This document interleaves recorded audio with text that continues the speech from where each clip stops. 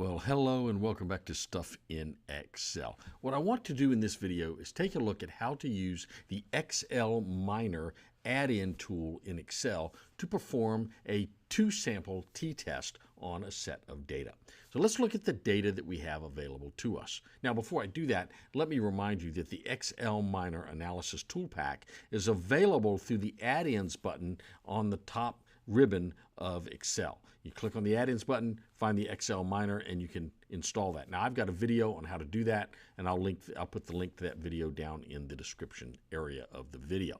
Now, let's look at our data. So over in columns A, B, and C, we have our data.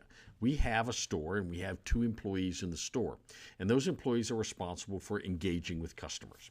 Employee 1, we recorded their engagement numbers for the month of October, and we did the same thing for employee 2.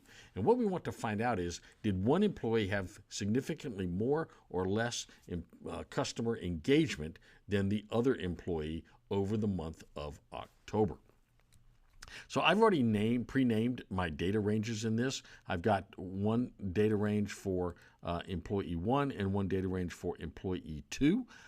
So I've already got that data named. It's going to make my use of the XLMiner tool a lot simpler and a lot more efficient. I always recommend that you name your data ranges before you actually start using the XLMiner tool, because it just makes your life a whole lot easier. So I'll go open my XLMiner tool, and I'm going to go down to a two-sample T-Test Assuming Equal Variances. There's no reason for us to presume that these two employees would have different variances in their results, so we're going to use the Assuming Equal Variances. We'll do another video on how to do a paired t-test later.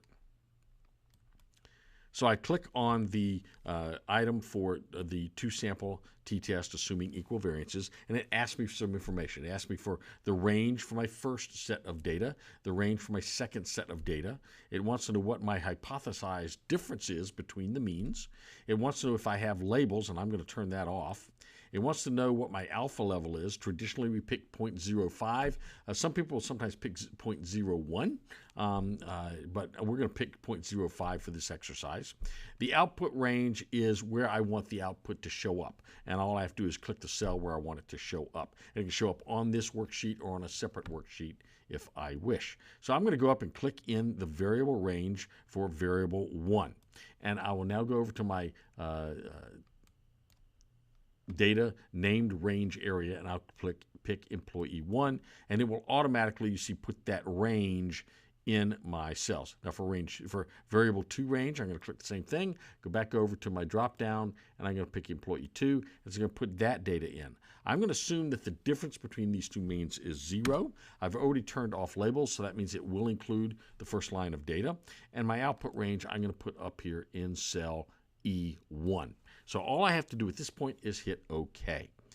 And now it's going to give me the results of my two-sample t-test.